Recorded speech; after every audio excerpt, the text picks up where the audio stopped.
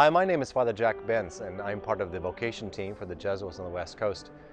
We're standing outside of St. Joe's Parish here in Seattle, Washington, and today is the ceremony of the First Vows for the 5 men from Oregon and California who will be professing vows of chastity, poverty, and obedience in the Society of Jesus. But the main focus is for Jesuits and the families of the vow men to come together and listen to these men profess these vows after 2 years of discernment in the novitiate.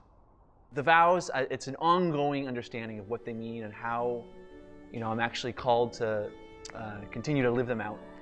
But the fact that I'm taking these first vows means that I'm making a public commitment in front of family, friends, in front of other Jesuits, that this is where I feel God is calling me, and I want, above all in my life, to follow God and to put His will into action in my life to the best way that I can.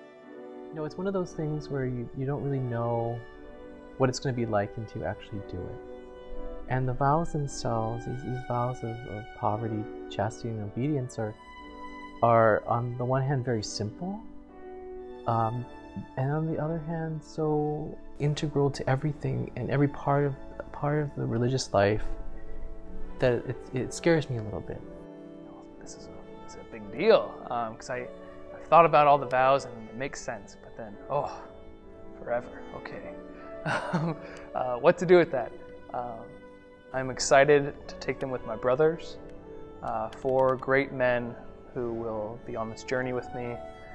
I'm excited to join the Jesuits and to live out these vows that'll help me be the man God wants me to be.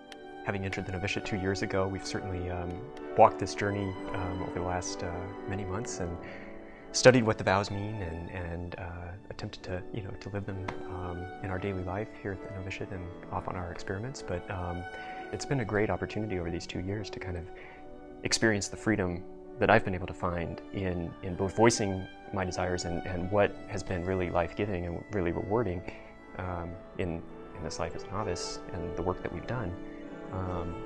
But also really trusting that accepting the mission, even if I'm uncertain about it at the time, often leads to unexpected surprises.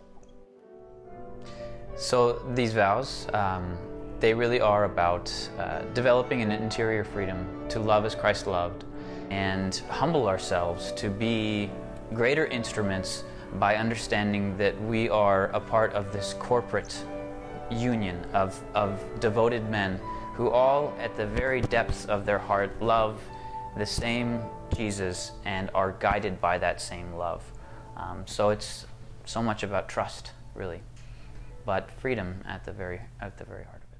The ceremony is fairly straightforward. It happens within a celebration of the Eucharist, and so it goes forward like a regular Mass with the liturgy of the Word, so the readings, and there's usually a lot of music, and then there's preaching, of course. And then the liturgy of the Eucharist goes forward. And then towards the end of the Eucharistic prayer, the men kneel and they profess their vows in front of the Eucharist, which is the center of Jesuit spirituality, center of Jesuit daily life as well, is gathering around the Eucharist. And so it's appropriate that we profess our first vows in front of that same Eucharist.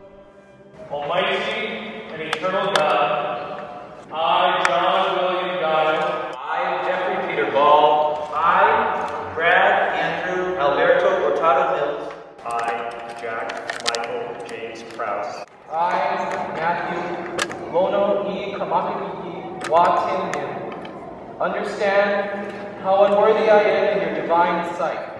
Once the man takes vows, he then moves on to what we call first studies, which is primarily an engagement of philosophy as a foundational study for the other disciplines that will come, mainly theology, in order that the man might be able to be of good use to the church and society as the intellectual or the thinking part of the church. This is a big transition, and they will move on to communities that are filled with men from the U.S. and from abroad, and they will be in different cities as they really live more deeply into these vows that they have just taken.